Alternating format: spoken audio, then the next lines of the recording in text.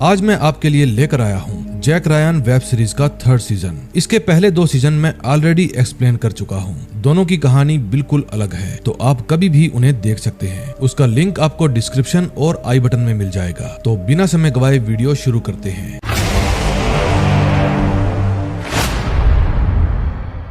बात है 1969 की और जगह थी माटोक्सा, एक सोवियत यूनियन का इलाका जहां किसी का भी आना वर्जित था। तभी वहां जनरल के साथ कुछ फौजी आते हैं। फिर पूछने पर एक वैज्ञानिक बताता है कि लॉन्च व्हीकल टेस्ट कामयाब नहीं हो पाया, लेकिन हमें उसकी खराबी का पता चल गया है। हमारे वैज्ञानिक जल्दी ही उसे बना लेंगे, हमें 6 हफ्ते का समय चाहिए। फिर जनरल कहता है तुम्हें जितना वक्त चाहिए तुम ले सकते हो, तुम्हारे काम ने साबित कर दिया है कि तुम कितने काबिल हो, हमारी सरकार को तुम पर नाज है। फिर वहाँ से बाहर जाकर जनरल लूका को कहते हैं अब पहले जैसी बात नहीं रही, हमारे महान नेता का पूरी दुनिया के सामने अपमान हुआ है, अब हमारा दबदबा नहीं रहा। ये प्रोजेक्ट हमारे गले का फंदा बन गया है, इसे जारी रखना बहुत ही खतरनाक होगा। अब तुम्हें क्या करना है ये तुम अच्छे से जानते हो। फिर जनरल वहाँ से चले जाते हैं और लूका वहीं पर रुक जाता है। फिर वो सार्जेंट को बुलाता है और कहता है जनरल ने ऑर्डर दिया है, सबको खत्म कर दो, कुछ भी नहीं बचना चाहिए। फिर सार्जेंट अपने सिपाहियों को लेकर अंदर जाता है और अंदर मौजूद सभी वैज्ञानिकों को मौत के घाट उतार देता है। ये बहुत कड़ा फैसला था और थाइनोस ने कहा है कई बार हमें कड़े फैसले लेने पड़ते हैं। अब कहानी प्रेजेंट में आती है। जगह है रोम, इटली और ये है जैक रायन। ये अपने होटल से निकलता है और अपने मिशन पर दूसरे होटल में जाने लगता है। इसका साथी ब्रिडेन सीसीटीवी के जरिए इस पर नजर रखे हुए था। फिर जब वो दूसरे होटल में जाता है तो गार्ड जैक को एक चाबी देता है। इतने में वहाँ पर एक लेडी आती है। फिर ब्रिडेन जैक को बताता है फायरबर्ड आ गई है। तभी जैक उस चाबी से एक कबोर्ड खोलता है और उसके अंदर से एक रूम की निकाल लेता है। जैक यहाँ पर फायरबर्ड से ही मिलने आया था। फिर वो उस की के जरिए एक सीढ़ियों का दरवाजा खोलता है और ऊपर जाने लगता है। फिर वो उस जगह पर पहुंच जाता है जहां पार्टी चल रही थी और फिर वो सीधा फायरबर्ड के पास चला जाता है। फायरबर्ड का असली नाम जोया था और ये एक मिनिस्टर थी। फिर वो जैक को एक सिम कार्ड देती है और पूछती है तुम सोकोल प्रोजेक्ट पर इन्वेस्टिगेशन कर रहे हो ना। इस प्रोजेक्ट की शुरुआत 1969 में यूएसएसआर में हुई थी। वे लोग एक छोटा सा न्यूक्लियर हथियार बनाना चाहते थे जो किसी भी रडार में पकड़ा ना जाए। अब वो प्रोजेक्ट फिर से एक्टिव हो गया है और फाइनली उन्होंने हथियार बना लिया है। फिर वो जैक से माफी मांगती है और जाकर अपने सिक्योरिटी गार्ड से कहती है मैं तुम लोगों को किस बात के पैसे देती हूँ, तुम्हारे होते हुए कोई भी एरा गैरा मुझसे बात करने चला आता है। फिर वो गार्ड्स जैक को उठाकर बिल्डिंग से बाहर फेंक देते हैं। फिर जब जैक अपने साथियों के पास जाता है तो वे उसका मजाक उड़ाते हैं और पूछते हैं कि इस तरह से बाहर फेंका जाना क्या ये भी तुम्हारे प्लान का हिस्सा था। फिर जैक कहता है एक बुरी खबर है, हथियार बन चुका है। फिर रशियन प्रेसिडेंट के ऑफिस में मीटिंग रखी जाती है और हथियार बनाने के कारण चिंता व्यक्त की जाती है। तभी पीछे बैठा डायरेक्टर कहता है ये सब एक हथकंडा है। चेक रिपब्लिक की प्रेसिडेंट जिसका नाम एलिना है उसने जानबूझकर ये इन्फॉर्मेशन लीक करवाई है। फिर प्रेसिडेंट पूछते हैं वो हमसे चाहती क्या है। डायरेक्टर कहता है ये तो हमें उससे ही पूछना होगा। फिर प्रेसिडेंट पूछते हैं तो अब हमें क्या करना चाहिए। डायरेक्टर कहता है मैं अपने दुश्मनों को अपने साथ रखता हूँ ताकि जरूरत पड़ने पर मैं उनकी पीठ पर वार कर सकूं। अगले सीन में हम चेक रिपब्लिक की प्रेसिडेंट एलिना को देखते हैं। वो डेविड से रशियन डिफेंस मिनिस्टर पोपोव के बारे में पूछती है। डेविड बताता है कि वो बहुत ही पावरफुल इंसान है और इसके साथ साथ वो पुराने ख्यालों और कट्टरवादी सोच का भी इंसान है। उसे पावरफुल औरतें बिल्कुल पसंद नहीं। फिर वो अपनी कड़ी सुरक्षा में अपने पिता के घर जाती है। वहाँ जाकर वो डेविड को सभी मीडिया रिपोर्टर्स को बुलाने के लिए कहती है।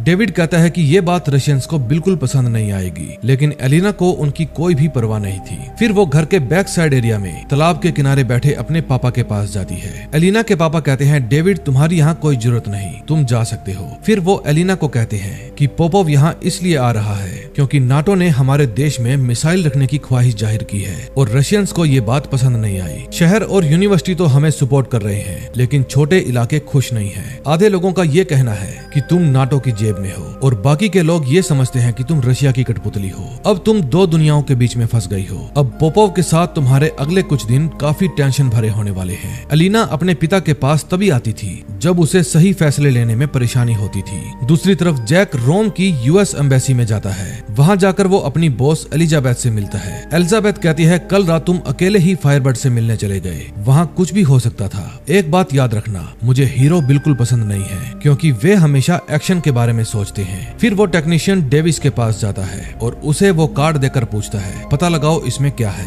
ये वही सिम कार्ड था जो फायरबर्ड ने इसे दिया था। फिर डेविस बताता है इसमें एक आइलैंड की लोकेशन है लेकिन एग्जैक्ट लोकेशन नहीं है। ये एक ऐसी टेक्नोलॉजी है जो इसके दूसरी तरफ होगा, जब वो इसमें पिन डालेगा तभी इसमें सही लोकेशन आएगी। फिर वो डेविस से एक बिना ट्रैक किए जाने वाला फोन लेकर वहाँ से चला जाता है। फिर वो जेम्स और एलिजाबेथ के साथ एक मीटिंग रखता है। मीटिंग में वो बताता है कि कोल्ड वार के समय कट्टर रशियंस के एक दल ने एक प्लान बनाया था यूएसएसआर को बचाने के लिए और उसका नाम रखा गया था द सो कॉल्ड प्रोजेक्ट। ये प्लान गलतफहमियां पैदा करने पर आधारित था। वे गलतफहमियां फैलाकर आसपास के देशों में कत्ल करवाते थे। वे यूरोप में घुसना चाहते थे। फिर जेम्स कहता है वे अपनी हदों को बढ़ाना चाहते थे, इसलिए उनको एक ऐसे न्यूक्लियर हथियार की जरूरत थी जो कभी भी रडार पर पकड़ा ना जाए। लेकिन वे लोग हथियार बना नहीं पाए, इसलिए उन्होंने प्रोजेक्ट को बंद कर दिया। फिर जैक बताता है कि मुझे मेरे इन्फॉर्मर ने बताया है कि वो प्रोजेक्ट अभी भी चल रहा है और अब की बार उन्होंने हथियार बना लिया है। मेरी इन्फॉर्मर ने मुझे एक मैपिंग प्रोग्राम दिया है जिससे हमें उन न्यूक्लियर पदार्थ का पता चल जाएगा जिनको वे मिसाइल बनाने में यूज करना चाहते हैं। अगर हमारी किस्मत अच्छी रही तो हम उस हथियार का पता लगाकर उसे डिस्ट्रॉय कर देंगे और अगर हमारी किस्मत बुरी रही तो वे एक नए वर्ल्ड वॉर को जन्म दे देंगे। फिर एलिजाबेथ पूछती है तुम्हारी इन्फॉर्मर जोया अगर झूठी निकली तो? जैक कहता है वो झूठ नहीं बोल रही, मैंने उसकी आंखों में डर देखा था। एलिजाबेथ पूछती है मैप क्या बता रहा है? जॉन कहता है मैप क्रेमिया की लोकेशन बता रहा है लेकिन एग्जैक्ट लोकेशन पता लगाना बाकी है। लोकेशन कंफर्म होते ही हमें तुरंत उस हथियार को मिटाने के लिए सॉफ्ट टीम भेजनी होगी। फिर एलिजाबेथ बताती है यूएस क्रीमिया के आसपास भी नहीं भटक सकता, हमारे पास गलती की कोई भी गुंजाइश नहीं। अगर हमारे पास कोई पक्का सबूत होगा तभी हम उस पर एक्शन लेंगे। अब वो समय आ गया था जब Russian defence minister Popov Prayag में पहुंच गया था। वो यहाँ पर प्रेसिडेंट एलिना के साथ बंद कमरे में मीटिंग करने के लिए आया था, लेकिन एलिना उसका स्वागत बहुत सारे मीडिया रिपोर्टर्स के बीच में करती है। मीडिया वालों को देखकर पोपोव को अपनी झूठी खुशी दिखानी पड़ती है। फिर वो एलिना से सवाल करता है कि मैं नाटो को लेकर आपके इरादे जानना चाहता हूँ, क्या आप नाटो को यहाँ पर मिसाइल रखने की इजाजत दे रही हैं? एलिना कहती है मैं इस ऑफर पर विचार कर रही हूँ, मैं इस ऑफर को मना भी कर दूंगी अगर आपकी गवर्नमेंट यूक्रेन में घुसने की कोशिश ना करे। फिर पोपोव कहता है मुझे आपसे अकेले में बात करनी है। फिर वो अकेले में जाकर कहता है आपने सबके सामने बहुत बड़ी बात कर दी, आपको मुझे बताना चाहिए था, यहाँ जर्नलिस्ट भी आने वाले हैं। एलिना कहती है बात तो आपने छेड़ी थी। फिर पोपोव कहता है अब आपको हमसे संभल कर रहने की जरूरत है मैडम प्रेसिडेंट, और फिर वो गुस्से में वहाँ से चला जाता है। फिर रात को जैक और जेम्स डिनर करने जाते हैं। जेम्स कहता है हो सकता है तुम्हारी इन्फॉर्मर तुम्हारी बजा रही हो, लेकिन जैक कहता है उस खबर पर रिस्क लेना तो बनता है। तभी जेम्स कहता है लेकिन मैं तो खतरों से खेलना नहीं चाहता, आराम से अपने कंफर्टेबल ऑफिस में बैठूंगा और कुछ समय बाद रिटायरमेंट ले लूंगा। फिर रात को जब जैक अपने रूम में था तो डेविस उसके मोबाइल पर एग्जैक्ट लोकेशन भेज देता है। फिर अगले दिन सेंट्रल इंटेलिजेंस एजेंसी वर्जीनिया के डायरेक्टर थॉमस मिलर के साथ ऑनलाइन मीटिंग रखी जाती है। वो पूछते हैं बोलो क्या बात है? एलिजाबेथ कहती है हमें न्यूक्लियर वेपन्स के बारे में बात करनी है। जैक बताता है सर हमें न्यूज मिली है, न्यूक्लियर एक शिप के अंदर है, हमें कंफर्म करने के लिए उस शिप पर जाना होगा। डायरेक्टर पूछता है क्या ये इंफॉर्मेशन तुम्हें जोया से मिली है? उसकी बात पर भरोसा करना बेवकूफी है। फिर जैक कहता है मैंने भी रिसर्च की है, अभी तक तो उसकी सारी बातें सच निकली है। समुद्र पर कोई भी कानून लागू नहीं होता, इसलिए अगर उन्हें न्यूक्लियर लेकर जाना है तो समुद्र से सेफ रास्ता उनके लिए कोई और हो नहीं सकता। फिर एलिजाबेथ कहती है सर अगर बाद में ये बात साबित हो जाए कि उस शिप में खतरनाक हथियार था और हमने कुछ नहीं किया तो गलत होगा।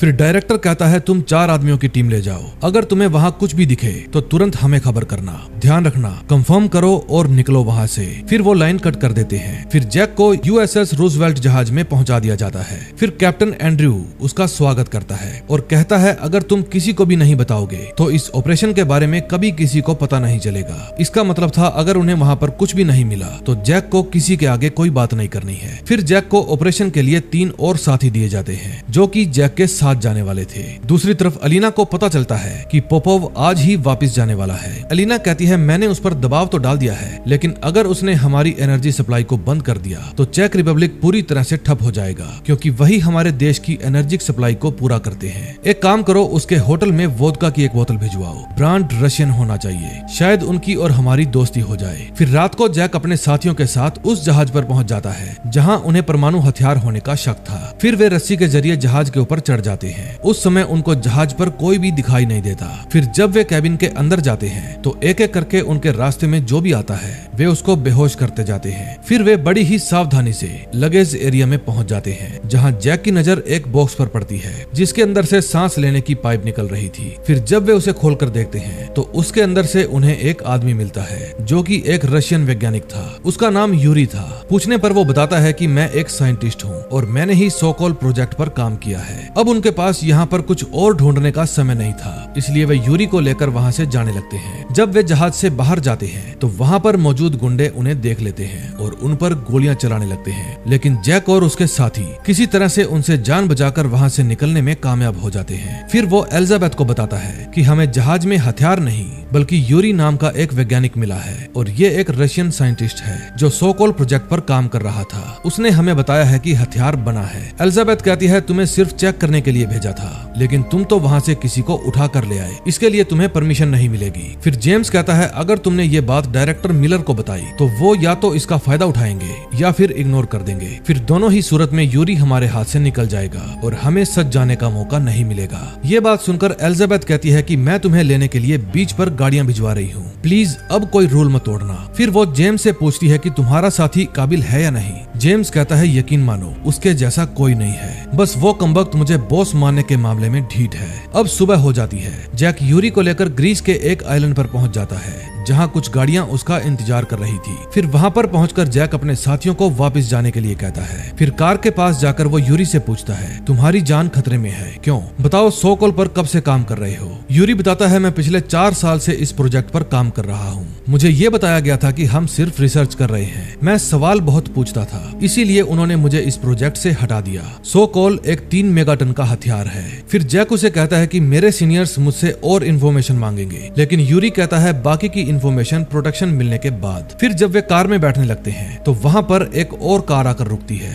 और उसमें से कुछ गुंडे निकल कर आते हैं जो जैक और उसके साथियों पर गोलियां बरसाने लगते हैं। जैक भी उनका सामना करता है, लेकिन इस हमले में उसके सारे साथी मारे जाते हैं। फिर जैक गोलियों से बचता हुआ कार में बैठ जाता है और यूरी को लेकर वहां से भाग जाता है। फिर वो एलिजाबेथ को फोन करके बताता है कि तुम्हारी टीम मारी गई, अब तुम जल्दी बताओ मुझे कहाँ जाना है। एलिजाबेथ उसे एक एड्रेस बताती है और कहती है जल्दी से वहां पर पहुंचो, आगे की बात वहीं जाकर करते हैं। उस समय गुंडों की एक कार उनका पीछा कर रही थी। फिर जैक उसे टक्कर मार के पहाड़ी से नीचे गिरा देता है। अगले सीन में हम देखते हैं एलिना अपने पैलेस से फुटबॉल मैच देखने जाती है। पोपोव भी वहां पर आया हुआ था। फिर एलिना पोपोव के पास जाती है। पोपोव बताता है कि मुझे वोडका पसंद आई, माफी मांगने का अच्छा तरीका है। एलिना कहती है माफी नहीं, समझौता। तभी पार्किंग में एक कार आकर रुकती है जिसमें से जाना ब्रेजा नाम की एक लेडी बाहर निकलती है। फिर वो अपने ड्राइवर को बेहोश करके अपने दूसरे साथी से पूछती है क्या तुम तैयार हो? वे यहाँ पर प्रेसिडेंट एलिना को ठोकने आए थे, लेकिन तभी अचानक से वे पोपोव को शूट कर देते हैं। फिर वे कार में बैठकर वहाँ से चले जाते हैं और जाने से पहले अपनी गन ड्राइवर के पास रख देते हैं। फिर पोपोव का गार्ड भागकर ड्राइवर के पास जाता है और उसके हाथ में गन देखकर उसे शूट कर देता है। तभी वहाँ पर पुलिस वाले भी आ जाते हैं और पोपोव के गार्ड को गिरफ्तार कर लेते हैं। दूसरी तरफ जैक और यूरी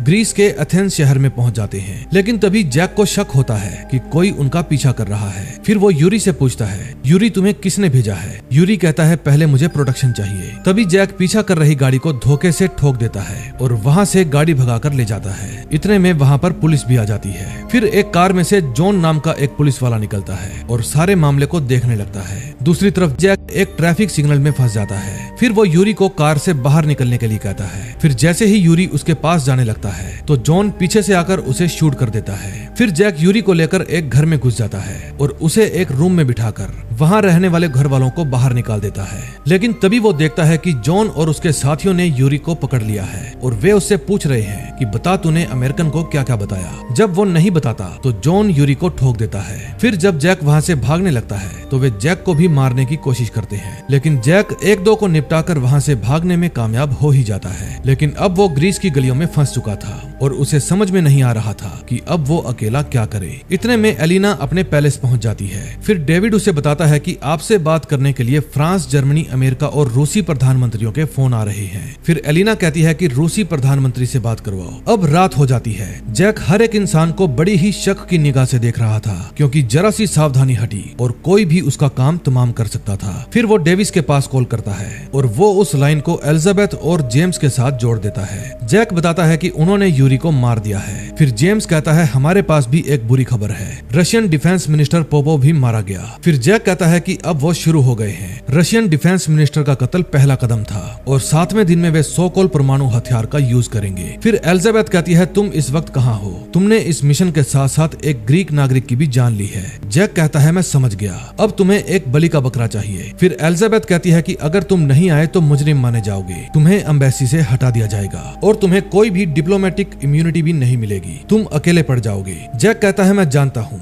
मैं बिल्कुल सही हूँ और अगर मैं वापस आ गया तो हम सारा कम्युनिकेशन सिस्टम खो देंगे। फिर जेम्स कहता है जैक तुम इसकी बात मत सुनो। फिर वो अपने कोड वर्ड में जैक को कहता है घर जाओ। फिर जेम्स एलिजाबेथ से पूछता है क्या मिलर ने तुम्हें जैक को कुर्बान करने के लिए कहा है। एलिजाबेथ कहती है ये मेरा फैसला है, अब जैक हम पर बोझ बन गया है, लेकिन तुमने किसी और लैंग्वेज में जैक को क्या कहा। जेम्स कहता है मैंने कहा जन्नत में जाओ। तभी जैक अपने मोबाइल में से सिम निकाल लेता है और मोबाइल को वहीं पर फेंक कर चला जाता है। अब नेक्स्ट एपिसोड में देखेंगे क्या होता है। सेकंड एपिसोड की शुरुआत फ्लैशबैक से होती है। उन वैज्ञानिकों को मारने के बाद जब लूका अंदर जाता है तो एंटोनियो नाम का सार्जेंट कहता है लूका ये सब ठीक नहीं हुआ, हमारे लिए ये प्रोजेक्ट बहुत जरूरी था। लेकिन लूका कहता है ये सब देशद्रोही थे, भूल जाओ ये सब, ये मेरा ऑर्डर है। फिर वो उन सभी वैज्ञानिकों का जरूरी सामान इकट्ठा करने लगता है। अब कहानी प्रेजेंट में आती है। जेम्स एक बेकरी में जाता है और अपने लिए एक कॉफी बनाने को कहता है। फिर वो आजू बाजू देखकर अपनी पॉकेट से $5000 निकालकर टेबल पर रख देता है और कहता है ग्रीस में मेरा एक दोस्त मुसीबत में फंस गया है, ये पैसे उस तक पहुंचाने हैं। वो लेडी कहती है आपका काम हो जाएगा। अगले सीन में हम देखते हैं एलिजाबेथ थॉमस मिलर से बात कर रही थी। मिलर कहता है तुम्हारे गलत फैसले ने हमारा एक आदमी ग्रीस में फंसा दिया है, उसे जल्दी से वापस लाओ वरना तुम भी खतरे में आ जाओगी। इतने में जेम्स भी वहाँ आ जाता है। वो कहता है खुद ही फंसाती हो और खुद ही लेने जाती हो। अब एक बात को ध्यान में रखना, मैं वहाँ अपने दोस्त के लिए जा रहा हूँ और तुम मेरी बॉस नहीं हो। आज जब एसी कमरे से निकलकर फील्ड में जाओगी तो तुम्हें पता चलेगा कि ये काम कितना मुश्किल है। अगर जैक सो कॉल्ड प्रोजेक्ट के बारे में सही निकला तो यही पॉलिटिक्स हम सबको कब्र तक ले जाएगी। दूसरी तरफ ग्रीस के एथेंस शहर में जैक जॉन का पीछा कर रहा था। फिर जब वो जॉन की फोटो खींचता है तो जॉन उसे देख लेता है। फिर जैक वहाँ से खिसकने की कोशिश करता है लेकिन जॉन उसके पीछे पड़ जाता है। फिर जैक गली कूचों से होता हुआ एक भीड़ भाड़ वाले इलाके में घुस जाता है और जॉन फिर भी उसका पीछा करता रहता है। फिर जॉन उसके ऊपर गोली चला देता है और मार्केट में अफरा तफड़ी मच जाती है। फिर मौके का फायदा उठाकर जैक वहाँ से निकल जाता है। फिर वो एक अननोन नंबर पर मैसेज करता है कि वैज्ञानिक मारा गया है, तुमने मुझे झूठ कहा। अगले सीन में हम देखते हैं रशिया के प्रेसिडेंट अपने दोस्त पोपोव को याद कर रहे थे। तभी उसके पास मिखेल नाम का एक बंदा आता है और बताता है कि अलेक्सी रशिया के नए डिफेंस मिनिस्टर की शपथ लेने के लिए बिल्कुल तैयार है। उनका मानना है कि पोपोव की मौत अमेरिकन की वजह से हुई है और वो उनसे इसका जवाब मांगना चाहते हैं। फिर प्रेसिडेंट अलेक्सी से मिलते हैं और पूछते हैं तुम्हें कैसे पता कि पोपोव की मौत के पीछे अमेरिकन का हाथ है, क्या तुम्हारे पास कोई सबूत है। अलेक्सी कहता है मिस्टर प्रेसिडेंट, हमारे देश को कमजोर बनाने की साजिश रची जा रही है। नेटो का हमारे पड़ोसी देशों में पैर जमाना, तेल की कीमतें बढ़ाकर हमारी आर्थिक स्थिति पर दबाव डालना, हम पर ऐसे प्रतिबंध लगाना जिससे हम अकेले पड़ जाएं। और सबसे बड़ी बात, जिस दिन हमारे डिफेंस मिनिस्टर का कत्ल हुआ उसी दिन कुछ अमेरिकन इंटेलिजेंस ऑफिसर हमारे परमाणु वैज्ञानिक को अगवा कर ले जाते हैं। हम पर निशाना साधा जा रहा है। फिर पीछे खड़ा हुआ लूका कहता है वे हम पर हमेशा से ही निशाना साधते आए हैं, बस हम ही हैं जो कुछ नहीं करते। फिर जब लूका बाहर जाता है तो अलेक्सी उसके पास आकर उसका धन्यवाद करता है। लूका कहता है तुमने गलत समझा, मेरा काम किसी की साइड लेना नहीं बल्कि रशिया की हिफाजत करना है। अब तुम मिनिस्टर बनने वाले हो, इसलिए बिना सोचे समझे बातें करना बंद करो। तुम भी जानते हो कि चेक रिपब्लिक में जो भी हुआ वो यूएस ने नहीं करवाया था और वो वैज्ञानिक खुद वहाँ से भागा था क्योंकि उसे प्रोटेक्शन चाहिए थी। कोई तो है जो बहुत खतरनाक खेल खेल रहा है। दूसरी तरफ एलिजाबेथ और जेम्स ग्रीस पहुंच जाते हैं। तभी चीफ ऑफ पुलिस आकर उनका स्वागत करते हैं। रशियन एजेंट जॉन भी उस समय उनके साथ ही खड़ा था। चीफ कहते हैं आपका एजेंट ज्यादा दूर तक नहीं जा पाएगा, अगर उसने खुद को हमारे हवाले नहीं किया तो ये सबके लिए मुश्किल होगी। फिर जॉन बताता है कि हमने रेड नोटिस जारी कर दिया है क्योंकि तुम्हारे एजेंट ने एक रशियन एजेंट को मारा है। जेम्स पूछता है रशियन इंटेलिजेंस यहाँ क्या कर रही है। जॉन कहता है मैं भी आप लोगों की तरह ही एम्बेसी से हूँ। फिर जेम्स कहता है उनका वो रशियन वैज्ञानिक वो खुद भाग कर आया था क्योंकि उसे प्रोटेक्शन चाहिए थी, मुझे तो लगता है इसी ने उसे मारा होगा। तभी एलिजाबेथ कहती है अब हम यहाँ आ गए हैं, सब बातों का पता लगा ही लेंगे। फिर वो चीफ को कहती है अगर आप हमारा साथ नहीं दे सकते तो प्लीज बीच में टांग भी मत अड़ाना। फिर जेम्स एलिजाबेथ को बताता है कि मैं जॉन को तब से जानता हूँ जब मैं मॉस्को में था, वो बहुत ही खतरनाक है। अब हमें जैक को जॉन से पहले ढूंढना होगा। दूसरी तरफ जैक अपने मोबाइल में एक लोकेशन देखता है और वहाँ पर पहुँच जाता है। फिर वहाँ जाकर वो शॉपकीपर से पूछता है मेरे लिए रोम से आपके पास कुछ भेजा गया है। फिर वो शॉपकीपर शॉप का शटर डाउन कर देता है और जैक को कहता है आप यहीं रुकिए। फिर वो अंदर से एक बॉक्स लेकर आता है जिसमें बहुत सारे पैसे थे। पैसों के साथ एक नोट भी था जिस पर किसी की लोकेशन लिखी हुई थी। फिर शॉपकीपर बताता है कि ये जगह पिरायस में है। फिर वो शॉपकीपर से कंप्यूटर यूज करने की परमिशन लेता है और कंप्यूटर से अपने लिए शेवरले कंपनी की एक कार बुक करता है। तभी एलिजाबेथ और जेम्स यूएस एम्बेसी में पहुंच जाते हैं। वहां वे एक लिस्ट निकलवाते हैं जिसमें उन लोगों के नाम थे जिनसे जैक पहले भी मिल चुका था और फिलहाल वे लोग ग्रीस में रहते थे। फिर जेम्स एक आदमी को पहचान लेता है और कहता है ये तो टोनी है। 2 साल पहले इसने टर्की में एक मिशन के दौरान हमारी हेल्प की थी। ये दोनों एक दूसरे को पसंद नहीं करते, मुझे नहीं लगता ये उसको पनाह देगा।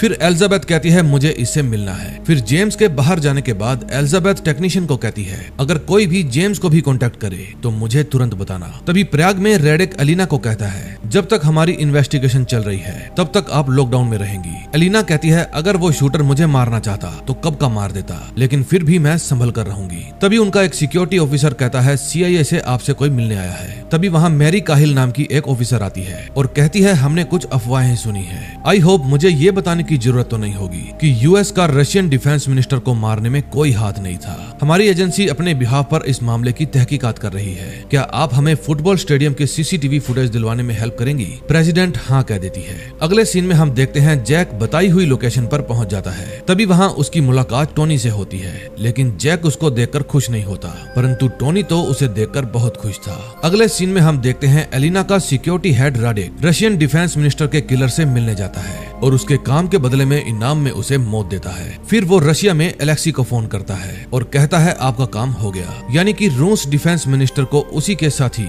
एलेक्सी ने मरवाया था। फिर वो अंदर जाकर रशियन डिफेंस मिनिस्टर बनने की शपथ लेता है। जिस समय वो शपथ ले रहा था लुक को अपनी जवानी का समय याद आता है जब उसने सभी वैज्ञानिकों का कुछ न कुछ सामान इकट्ठा किया। तो उसके बाद वो उनके सामान को लेकर उनके घर गया और उनकी फैमिली को बताया कि एक दुर्घटना में वे मारे गए। लेकिन जब वो एक लेडी को उसके हस्बैंड की फोटो देने गया तो उसे देखकर लुक को शक हो गया। फिर जब वो जबरदस्ती उस घर में घुसा तो उसने देखा कि वो साइंटिस्ट घर में ही था। फिर पूछने पर उस साइंटिस्ट ने बताया कि आज मेरी तबीयत खराब थी इसीलिए मैं काम पर नहीं गया। अगले सीन में हम देखते हैं जेम्स एलिजाबेथ को लेकर टोनी से मिलने जाता है। टोनी उसको देखकर बहुत ज्यादा खुश होता है, लेकिन जेम्स उससे गुस्से में पूछता है कि बता जैक कहाँ है। उस समय वो रशियन एजेंट दूर से उन पर नजर रखे हुए था। फिर टोनी कहता है तुम्हारे साथी ने एक पुलिस वाले को मारा है, ऐसे में कोई बेवकूफ ही होगा जो उसकी हेल्प करेगा। फिर एलिजाबेथ कहती है अगर वो तुम्हारे पास आए तो तुम हमें खबर करोगे, लेकिन टोनी कहता है मैं बिना पैसे कुछ भी नहीं करता। फिर जेम्स उसको पैसे देता है और साथ में एक पर्ची भी देता है और ऐसा करते हुए वो रशियन एजेंट उन्हें देख लेता है। फिर वहाँ से जाते समय जेम्स एलिजाबेथ को बताता है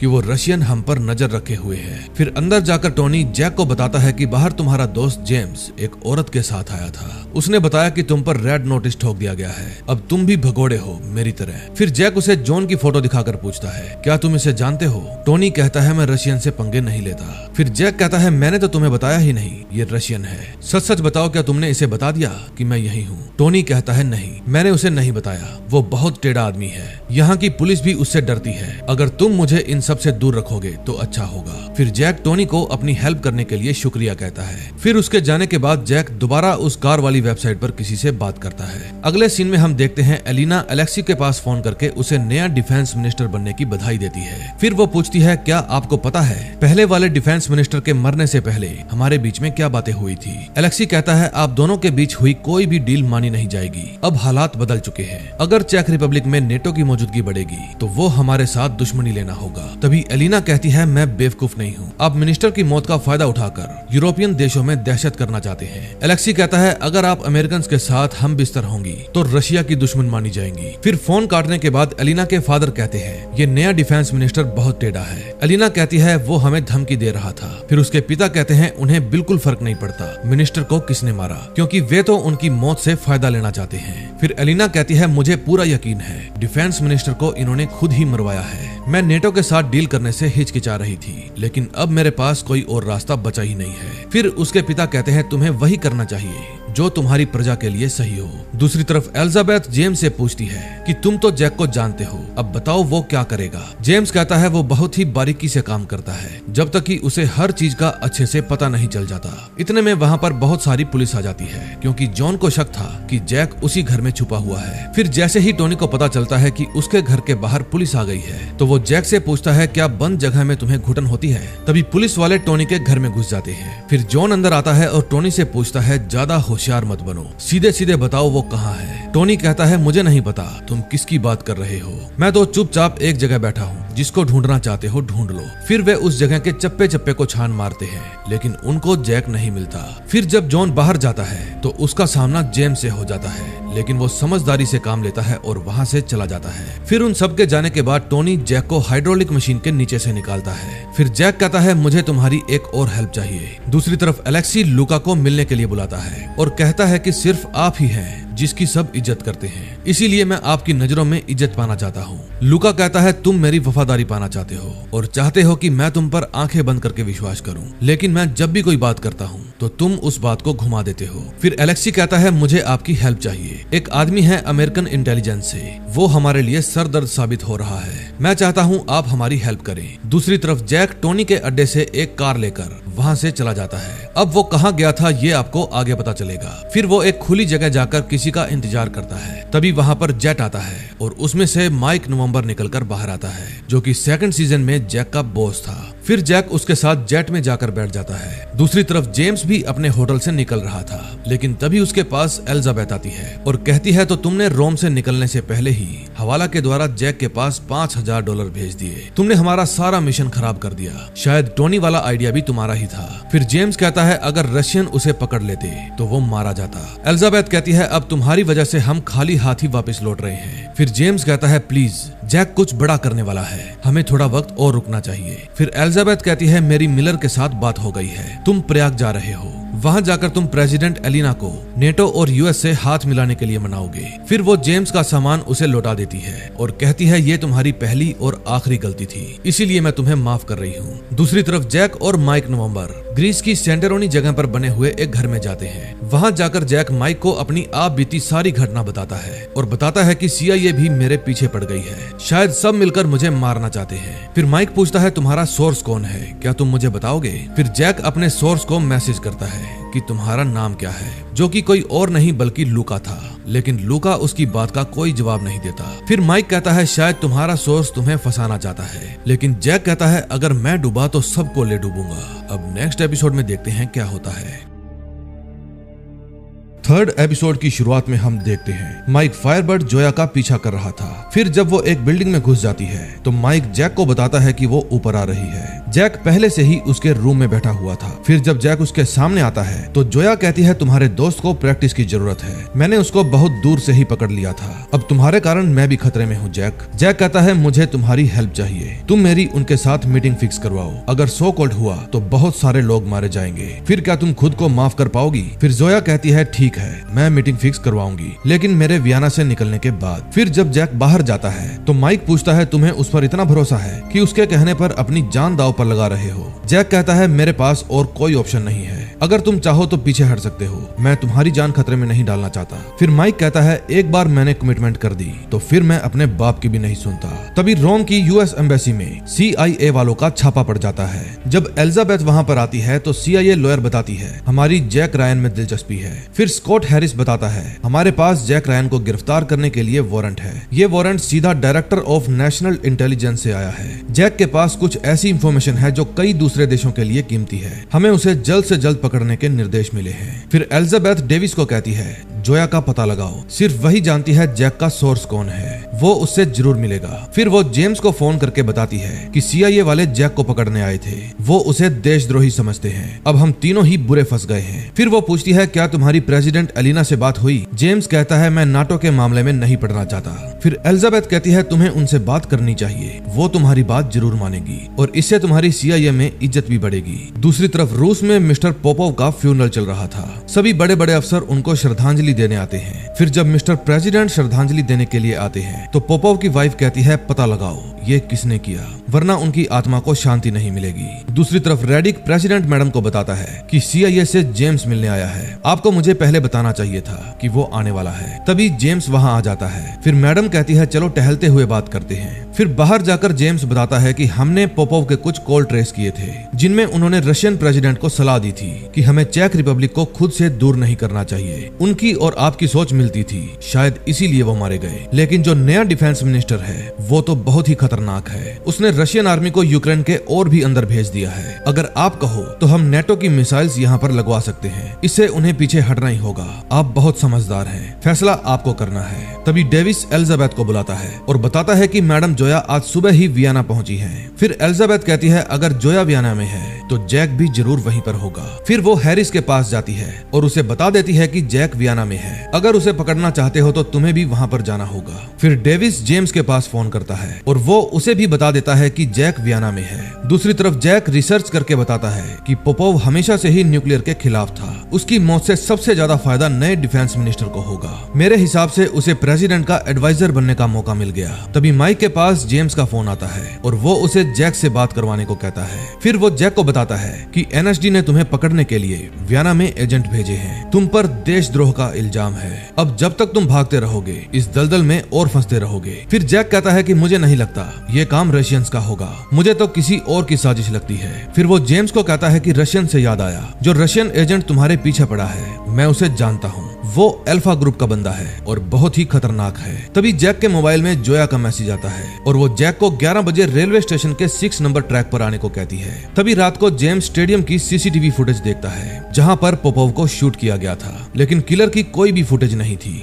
दूसरी तरफ माइक और जैक ट्रेन स्टेशन पर जाने लगते हैं। माइक कहता है कोई भी फिल्म उठा लो, ट्रेन स्टेशन पर हमेशा कोई ना कोई कांड होता है। तभी उनका दोस्त रामी उन्हें बताता है गाइस मैं सिस्टम में हूँ और मैं तुम्हें देख रहा हूँ। फिर आगे जाकर वे दोनों अपना रास्ता बदल लेते हैं। दूसरी तरफ जेम बड़े ही ध्यान से CCTV फुटेज देख रहा था। तभी वो गौर करता है कि उस दिन प्रेसिडेंट एलिना के सिक्योरिटी हेड रेडिक ब्रेजा ने स्टेडियम में आते ही अपना रास्ता बदल लिया। फिर वो प्रेसिडेंट के पास फोन करता है और कहता है कि आज रात आपको मेरे साथ स्टेडियम चलना होगा, वहां चलकर सब चीजें क्लियर हो जाएंगी। दूसरी तरफ माइक और जैक अलग अलग एक ट्रेन के अंदर चढ़ जाते हैं। ट्रेन में चढ़ने से पहले जैक जानबूझकर CCTV की तरफ देखता है। फिर उसका साथी रामी पूछता है बताओ अब मैं तुम्हें कहाँ भेजूं। फिर वो एडिटिंग करके लोकेशन की जगह पर सेमरिंग स्टेशन भर देता है। माइक भी जैक के साथ इसी ट्रेन में था ताकि उसे प्रोटेक्ट कर सके। तभी उस CCTV की फुटेज स्कॉट हैरिस के पास भी पहुंच जाती है। हैरिस बताता है कि वो इस समय वियना में जा रहा है और प्लेटफॉर्म नंबर 9 वाली ट्रेन से चढ़ा है। तभी उस ट्रेन के अंदर जब माइक जैक के पास जा रहा था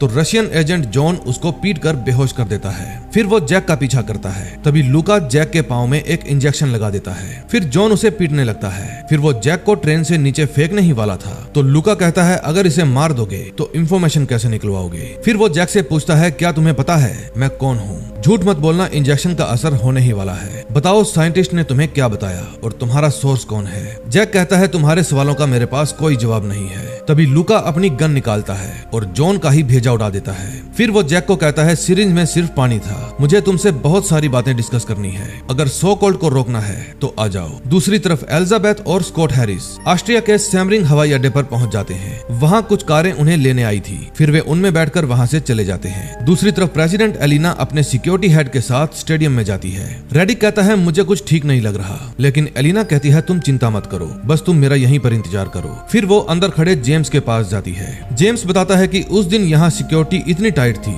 कि साथ में गन लाना संभव ही नहीं था, गन पहले से ही यहाँ पर छुपा रखी थी और शायद ये काम आपकी टीम में से ही किसी ने किया था। सेकंड लेवल पर कोई भी कैमरा नहीं है और जहाँ पर वो किलर मिला वहाँ भी कोई कैमरा नहीं था। अब शायद आपने ही कुछ ऐसा देखा हो जो आपको याद नहीं आ रहा। फिर मैडम बताती है कि हम इस तरफ से आए और यहाँ आकर बातें करने लगे। जब उनको गोली लगी तो सभी सिक्योरिटी वाले मुझे सुरक्षित रखने में लग गए, लेकिन मेरा सिक्योरिटी हेड रेडिक वहाँ पर नहीं था, शायद वो पहले ही चला गया। जेम्स कहता है मैंने भी तो यही बताने के लिए आपको बुलाया है, उसे पता था उसे कहाँ जाना है। पोपोव को गोली लगने के बाद उसने किलर को भी मार दिया। फिर मैडम कहती है ऐसा नहीं हो सकता, वो मेरा दोस्त है और कई सालों से मेरे पास काम कर रहा है। जेम्स कहता है मेरे पास उसके खिलाफ सबूत हैं। दूसरी तरफ एलिजाबेथ और स्कॉट हैरिस वहाँ की लोकल पुलिस को लेकर ट्रेन स्टेशन पर पहुंच जाते हैं, क्योंकि जिस ट्रेन में जॉन था वो वहाँ पर आने वाली थी। दूसरी तरफ ट्रेन में जैक लुका से पूछता है, आप ये सब क्यों कर रहे हैं? लुका कहता है, क्योंकि हम दोनों का मकसद सेम है। मैंने ही जोया को कहकर शिप पर न्यूक्लियर बॉम्ब होने की अफवाह फैलाई। मैं जानता था तुम वहाँ पर जरूर आओगे। देखो, जो कुछ भी हुआ उसके पीछे रशिया का हाथ नहीं है, लेकिन कुछ रशियंस का जरूर है जो आतंकी दल का हिस्सा है। मैं उनको बेनकाब करके ही मानूंगा। हथियार अभी तक नहीं बना है, क्योंकि यूरेनियम अभी तक उनके पास पहुंचा ही नहीं है। यूरेनियम बेचने वालों में सबसे ऊपर जिसका नाम लिखा है वो है लेवान जुबकाफ। जैक पूछता है, ये कौन है? लुका कहता है, अपने दोस्त से पूछो। फिर माइक बताता है कि उसी की वजह से तो हम बुडापेस्ट जा रहे हैं। लुका बताता है कि वो 1 महीने में 3 बार कजाकिस्तान जा चुका है। मैं किसी पर भी भरोसा नहीं कर सकता, मेरी गवर्नमेंट पर तो बिल्कुल भी नहीं। फिर जैक कहता है, आपको क्या लगता है CIA मुझ पर भरोसा करेगी? लुका कहता है, उनको करना पड़ेगा। फिर वो एलिजाबेथ के पास फोन करता है, जो कि अपनी टीम के साथ उसी की ट्रेन का इंतजार कर रही थी। फिर वो पूछता है कि मुझे पकड़ने के लिए सेमरिंग आई हो? एलिजाबेथ कहती है, हाँ। फिर वो बताती है कि एक रशियन एजेंट तुम्हें मारने के लिए तुम्हारे पीछे पड़ा है। जेम्स कहता है, मैं जानता हूँ, लेकिन लुका ने उसे मार दिया। एलिजाबेथ कहती है, अब ये मत कहना कि लुका ही तुम्हारा सोर्स है। तुम जानते हो ना वो कौन है और उसने क्या किया है। फिर जॉन बताता है कि रशियंस ने कुछ नहीं किया। नया डिफेंस मिनिस्टर एक खुफिया दल का हिस्सा है जो अपनी सरकार से हटकर काम कर रहा है। फिर एलिजाबेथ कहती है कि मिलर लुका से मिली किसी भी जानकारी पर विश्वास नहीं करेंगे। फिर जैक कहता है कि US और रशिया को जंग के लिए उकसाया जा रहा है और फिलहाल हम ही इन दोनों देशों के बीच में खड़े हैं। आपको मुझ पर भरोसा करना ही होगा। इतने में वहाँ पर ट्रेन आ जाती है। फिर उस ट्रेन को देखकर एलिजाबेथ वहाँ से जाने लगती है और कहती है कि वो रेड कलर की ट्रेन में चढ़ा था। दूसरी तरफ जेम्स प्रेसिडेंट एलिना को रेडिक की फुटेज दिखाता है, जिसमें उसके साथ कोई और भी बैठा था जिस दिन वो स्टेडियम में आया था।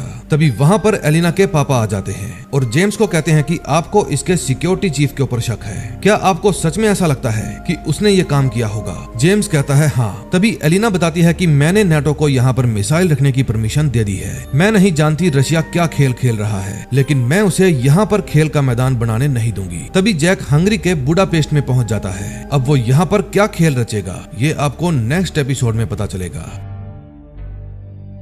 4th एपिसोड में हम देखते हैं लुका जब रशिया वापस जाता है तो सीधा एलेक्सी के पास जाता है और कहता है, तुमने जो किलर जैक को मारने के लिए भेजा था उसने मुझे भी मारने की कोशिश की। मैंने उसकी चैट पढ़ी है, कहीं तुम भी उसकी तरह डबल एजेंट तो नहीं हो? एलेक्सी कहता है, आप इस समय मिनिस्टर से बात कर रहे हैं। फिर लुक कहता है, ना जाने कितने ही मिनिस्टर आधी रात को गायब करवा दिए हैं मैंने। उन सब की आखिरी मुलाकात मुझसे ही हुई थी। मैं जानता हूँ तुम क्या कर रहे हो। तुमने सो कॉल प्रोजेक्ट फिर से शुरू करवा दिया है। फिर एलेक्सी कहता है, सर मैं नहीं जानता आप क्या कह रहे हैं। मैंने आपको मारने के लिए उसे नहीं भेजा था। फिर जाते जाते लुका कहता है, मैं किसी पर विश्वास नहीं करता। दूसरी तरफ बुडापेस्ट में जैक माइक को कहता है कि देशद्रोही का टैग लगने के कारण मैं थोड़ा अपसेट हूँ। फिर माइक कहता है, इसीलिए तो मैं आजकल प्राइवेट काम करता हूँ। अपने पैसे लो और मिशन पूरा करो, ना कोई पॉलिटिक्स और ना ही कोई बॉस। फिर जैक लेवेन जुबकाफ के बारे में पूछता है। माइक बताता है, वो कोई आम बंदा नहीं है, उसका घर किसी किले से कम नहीं है। वही तो है जो मुझे बहुत सारा काम देता है, वो मेरा क्लाइंट है। जैक पूछता है, फिर तो तुम्हें उसके सारे राज मालूम होंगे। माइक कहता है, रामी आ ही रहा है उसके सारे राज की पोटली लेकर। रामी मुसाद में काम कर चुका है, उसके लिए ये काम मामूली है।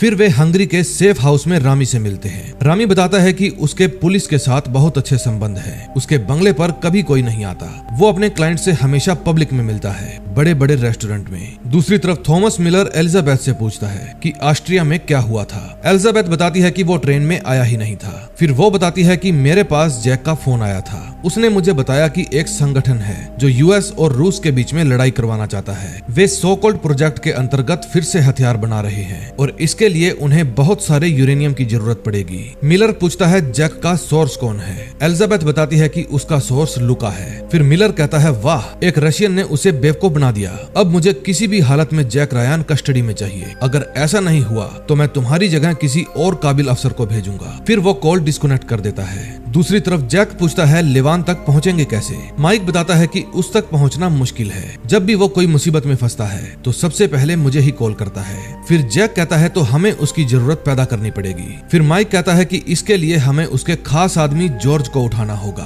फिर वे रामी से उसका फोन हैक करवाते हैं। फोन हैक होने के बाद उन्हें पता चलता है कि आज एक रेस्टोरेंट में उनकी एक मीटिंग है। फिर जैक कहता है कि मेरे होते हुए तो वो मीटिंग नहीं होगी। फिर 1 बजते ही लेवान एक आलीशान रेस्टोरेंट में मीटिंग के लिए पहुंच जाता है। उसका खास आदमी आदमी जॉर्ज वो भी उसके साथ था। फिर लेवान उस आदमी के पास फोन करता है जिसके साथ उसकी मीटिंग होने वाली थी, लेकिन जैक उसे फोन उठाने से रोक देता है और उसे डरा देता है कि लेवान की पोल खुल गई है। अब उस पर टेररिस्ट को मटेरियल सप्लाई करने के कई चार्ज लगेंगे। अब जो लोग उसके साथ बिजनेस कर रहे हैं उनकी भी प्रॉपर्टी जब्त कर ली जाएगी और टेररिस्ट का साथ देने के लिए चार्ज लगाए जाएंगे। अगर फिर भी तुम्हारा मन माने तो तुम उसे कॉल कर सकते हो। फिर वो आदमी पूछता है ये सब कब होने वाला है। जैक कहता है सॉरी बॉस, कॉन्फिडेंशियल है। फिर वो आदमी लेवान के पास मैसेज कर देता है कि मैं नहीं आ रहा, तुम्हारे आसपास खबरी है। फिर जैक माइक को कॉल करके बताता है कि अब तक तो उसकी फटकर 4 हो गई होगी। दूसरी तरफ जेम्स अपने 2 साथियों के साथ रेडिक ब्रेजा के घर जाता है, जो कि प्रेसिडेंट मैडम का सिक्योरिटी हेड था। उस समय उसके घर पर कोई नहीं था।